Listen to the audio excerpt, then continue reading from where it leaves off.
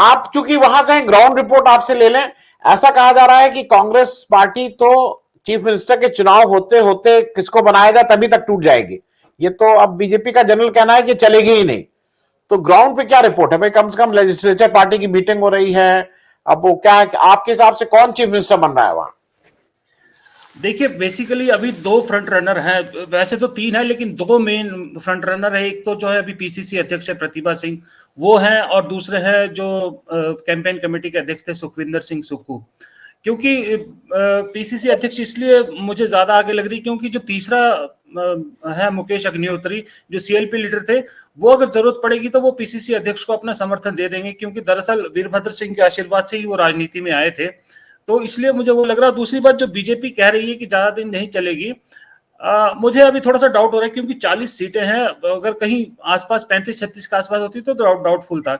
लेकिन अब यह कि जनरली हिमाचल में जो है खास करके पहाड़ी लोग, वो इतने ज्यादा बिकाऊ नहीं होते, जिसको बिकाऊ शब्द इस्तेमाल नहीं करना चाहता था लेकिन अब यहाँ करना पड़ रहा है।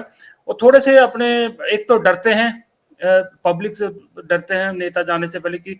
अब मुझे आपको एक छोटा सा अगर इंसिडेंट्स बताऊं कि एक बार यहाँ मैं दिल्ली में था, किसी चैनल में मैं इनपुट हेड था, तो हिमाचल से एक खबर आई कि एक मंत्री, एक सांसद के 5 लाख की रिश्वत लेते हुए कुछ मामला था।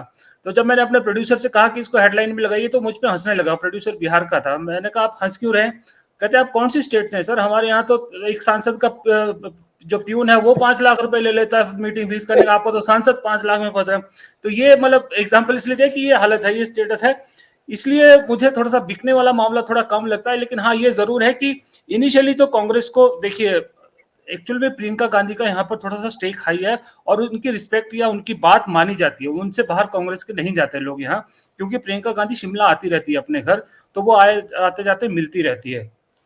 और दूसरी बात, एक तरफ राहुल, जो दूसरे हैं सुखविंदर सिंह सुक्खू, वो राहुल गांधी के नजदीक है। अगर राहुल गांधी उनको कहेंगे तो शायद वो मान जाएंगे, डिप्टी सीएम अगर उनको बनाना चाहेंगे तो मान भी जाएंगे। और अगर इधर प्रियंका गांधी कहती हैं कि प्रतिभा सिंह आप सांसद रही, हम रिस्क नहीं ले सकते अभी सांसद का बाई इलेक्शन लड़ने का, तो वो भी मान सकती है। ऐसा नहीं है कि ज्यादा झगड़ा होगा, क्योंकि जो 3 वरिष्ठ थे वो 3 चुनाव हार गए।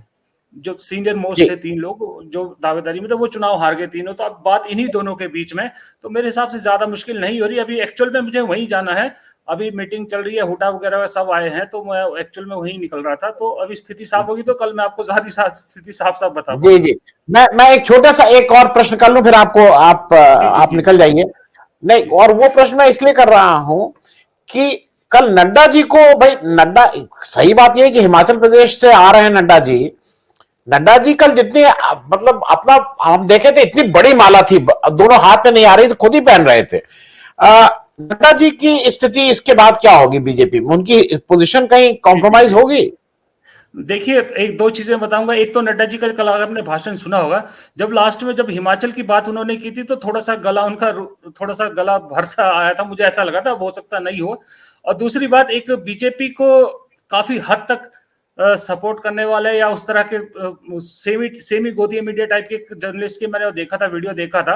उन्होंने एक बात कही थी कि मुझे जेपी नड्डा और नितिन गडकरी जो है वो उसमें मार्गदर्शक मंडल में जाते हुए नजर आ रहे हैं।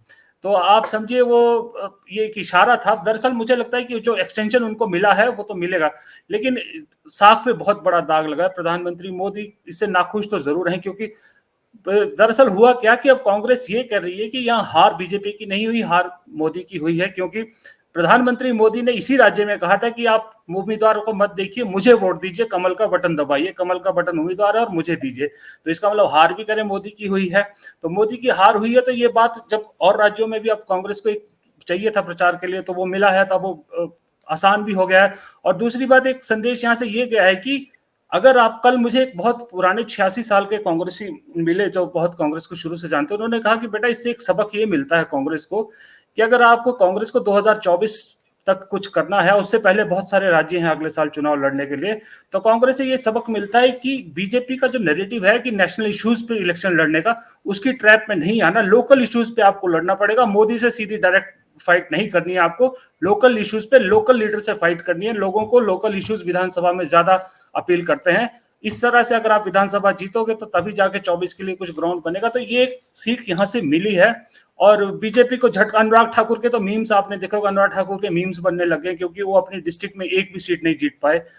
हैरानी ये है कि नड्डा जी अपनी सीट के अलावा अपनी डिस्ट्रिक्ट की 4 में से 3 जीत गए और जयराम ठाकुर जो मुख्यमंत्री वो अपनी डिस्ट्रिक्ट की 10 में से 9 सीट जीत गए। तो इसका मतलब क्या हुआ? इसका मतलब ये हुआ कि देखिए 9 और 4 13 सीट तो 25 में से यही दोनों की डिस्ट्रिक्ट से ही तो धूमल और शांता कुमार अनुराग ठाकुर के यहाँ से 0/0 है।